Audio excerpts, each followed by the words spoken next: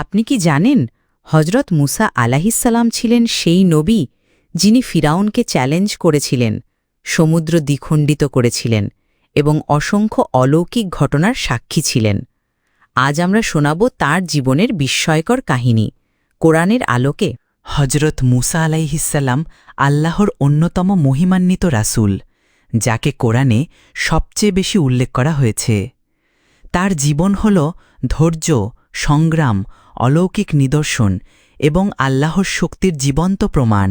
তখন মিশরের শাসক ফিরাউন ঘোষণা করেছিলেন যে বনি ইসরায়েলের প্রতিটি নবজাতক পুত্র শিশুকে হত্যা করা হবে।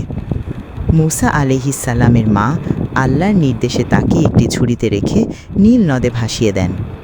ঝুড়িটি পৌঁছে যায় ফিরাউনের প্রাসাদে।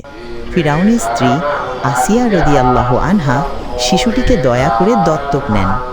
আল্লাহর কুদরতে তিনি নিরাপদ থাকলেন এবং শত্রুর ঘরেই বড় হলেন। যৌবনে মুসা আলাইহি একদিন দেখলেন মিশরীয় সৈন্য বনি ইসরায়েলের একজনকে মারছে। তিনি ভুলক্রমে তাকে আঘাত করেন এবং সে মারা যায়। নিজের ভুল বুঝে মুসা আলাইহি আল্লাহর কাছে তওবা করলেন এবং ক্ষমা চাইলেন। পরে ফেরাউনের প্রতিশোধ এড়াতে তিনি মদিয়ান দেশে চলে গেলেন।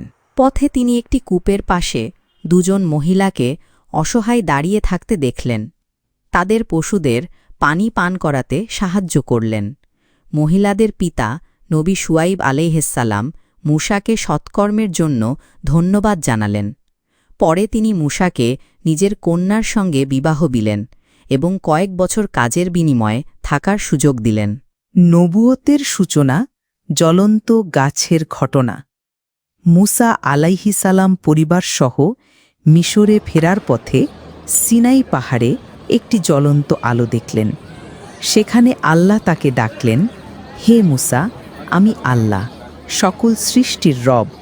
তুমি আমার রাসূল হিসেবে ফিরাউনের কাছে যাবে এবং তাকে সত্যের পথে ডাকবে। আল্লাহ তাকে দুটি অলৌকিক নিদর্শন দিলেন। এক লাঠি সাপ হয়ে যেত। 2 হাত বুকের ভেতরে রেখে বীর করলে তা উজ্জ্বল আলো ছড়াত।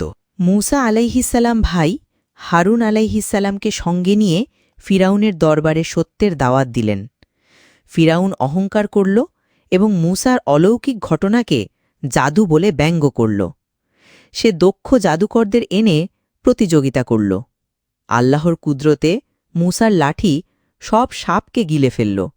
জাদুকরেরা সত্য বুঝে সঙ্গে সঙ্গে সিজদায় পড়ে গেল এবং ঈমান আনল। ফিরাউন ও তার জাতিকে সতর্ক করতে আল্লাহ ধারাবাহিকভাবে নানা শাস্তি নাজিল করলেন।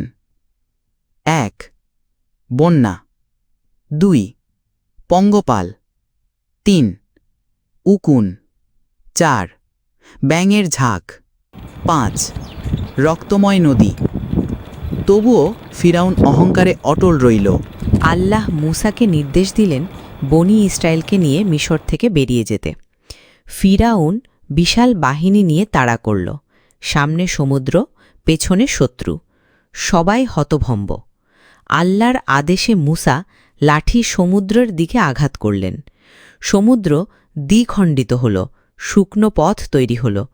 বনি ইসরায়েল নিরাপদে পার হল। ফিরাউন ও তার বাহিনী পেছন থেকে ঢুকল এবং সমুদ্র তাদের গ্রাস করল।